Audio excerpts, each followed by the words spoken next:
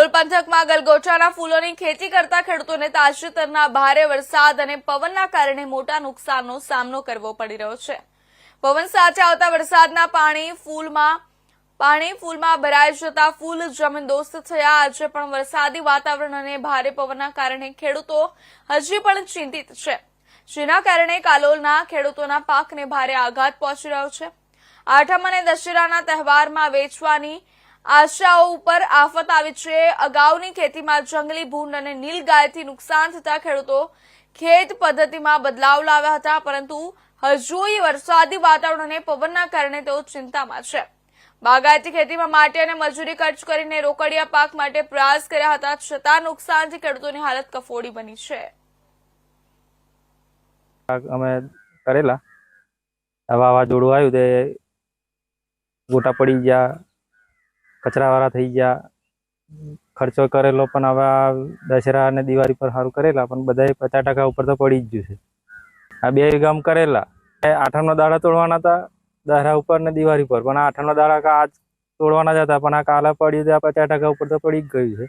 આ નુકસાન જ છે। આવા કચરાવાળા કોઈ ના લાય ના। વરસાદની આગાહી છે ને, હજુ આજે જો પડે જતા જે રહ્યું છે એવું કદાચ પડી જાય। અત્યારે 25,000 ખર્ચો કરે છે, અત્યારે શું છે કે 20,000 તો નુકસાન છે જ। આજે ભાગી જશે તો નકમ જ થઈ જાય।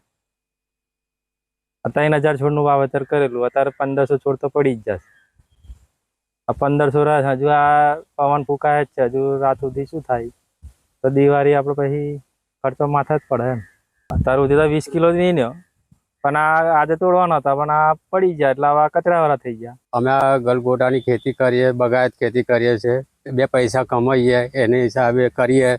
આ કુદરતે પણ અમને કમાવાનું આવે ત્યારે અમને આફતો એવી આવીને ઉભી, અત્યારે બધા ખર્ચો અમને પાછો મળવાનો નથી। એનો આજે 25,000-30,000 રૂપિયા ખર્ચો કર્યો છે તો 5 રૂપિયાનું ફૂલ વેન્યુ નહીં। અત્યારે બધી આ કોઈ ખર્ચો અમને પાછો મળવાનો નહીં અમને આમાંથી, એટલે અમારા નુકસાન તો ઘણું વેઠવું પડે છે અમારે। અત્યારે ભૂંડો રોજોથી અમે ત્રાસી ગયા છે, એટલે કોઈ ખેતી શું કરવી એ જ ખબર નહીં પડતી અમારે ખેડૂતોને। હવે પહેલા મકાઈ, બાજરી, દિવેલા કરતા હતા, હવે બગાયત પાક ઉપર કે આપણે રોકડિયા પાક પેલા 4 મહિને પૈસા મળે ના મળે, રોકડિયા પાક કરે તો એ આ જ દશા છે અમારી અત્યારે ખેડૂતોની।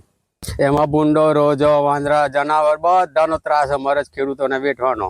પછી ફૂલોની બગાયત ખેતી ચાલુ કરી તો એમાં આ કુદરતી આફતો આવવા મળી, એટલે આપણે વિશ્વાસ હોય કે ભાઈ આપણે દિવાળી થશે કે નવરાત્રી થશે, પણ એ કશું થતું નહીં। એના આપણે